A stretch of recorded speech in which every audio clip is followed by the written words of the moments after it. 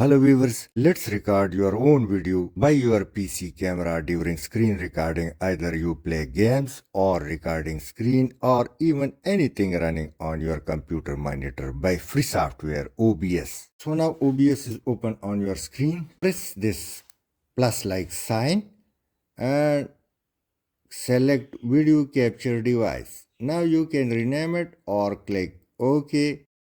It appears. Now you can see me on the screen. Let's squeeze it. So click first OK and this interface would be in front of you. Note the red lines. You can squeeze it, stretch it, or you can do placement anywhere on your screen. So now let me record my video on different backgrounds.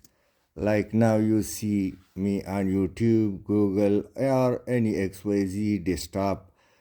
Anytime your camera will record you, either you play games or something else. Now some bonus tips and latest free screen recording software OBS. Click this still button and when you still it, you can see it.